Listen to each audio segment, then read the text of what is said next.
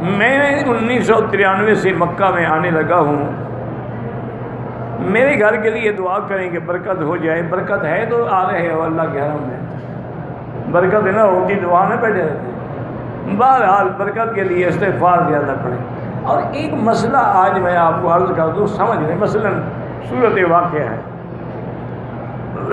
اس کے بارے میں حضور پاک نے ارشاد فرمایا ہے کہ جو آدمی صورت واقعہ پڑھے گا رات کو مغرب اور عشاء کے درمیان یا کسی وقت بھی, لم تصبہ الفاقۃ ابدا, اس کو کبھی غریبی نہیں آئے گی. یہ حضور نے فرمایا. لیکن تم جب صورت الواقعہ پڑھو تو اس نیت سے نہ پڑھو کہ پیسے ملیں گے. تم اس کو اس لیے پڑھو کہ اللہ کا قرآن ہے, اللہ ہمیں اس کے برکات و ثمرات نصیب فرمائے. اس ضمن میں ایک برکت یہ بھی ہے کہ فاقہ نہیں ہوگا.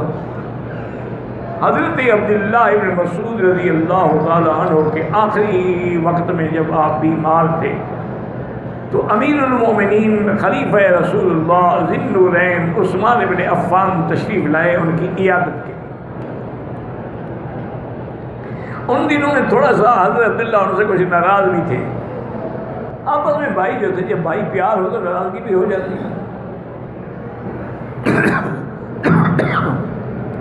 انہوں نے سلام کیا اور پوچھا کہ ماذا تشتکی, کیا تمہیں کیا تکلیف ہے؟ تو حضرت عبداللہ نے جواب دیا کہ ذنوبی, مجھے اپنے گناہوں کی تکلیف ہے. اللہ اکبر. جلیل القدر صحابی ہیں اور وہ گناہوں سے ڈر رہے ہیں. ہم گناہوں میں ڈوبے ہوئے ہیں اور ہمیں کوئی حیا ہے, نہ شرم ہے, نہ توبہ ہے, نہ خیال ہے. تو انہوں نے کہا اچھا یہ بتاؤ تم کیا چاہتے ہو؟ ما تشتہی, کیا خواہش ہے تمہاری؟ فرمایا رحمت ربی, اللہ اپنی رحمت کر دے. آپ نے کہا اچھا ایسا کرو کہ انا ارسل الیک طبیبا, میں ایک بڑا طبیب جو ہے شاہی طبیب اس کو بھیجوں آپ کی طرف. فرمایا طبیب رآنی, طبیب نے مجھے دیکھا ہے. تو حضرت عثمان نے فرمایا تو پھر طبیب نے جب دیکھا ہے تو کیا کہا ہے؟ انہوں نے کہا طبیب نے کہا ہے کہ فعال لما, میں جو چاہوں کروں. مراد یہ تھی کہ مجھے اللہ نے دیکھا ہے, اللہ جو چاہے کرے. انہوں نے کہا اچھا ایسا کرو کہ میں بیت المال میں, اللہ کا شکر ہے بہت پیسہ ہے, تو میں تمہارے لیے کچھ پیسے بھیج دوں.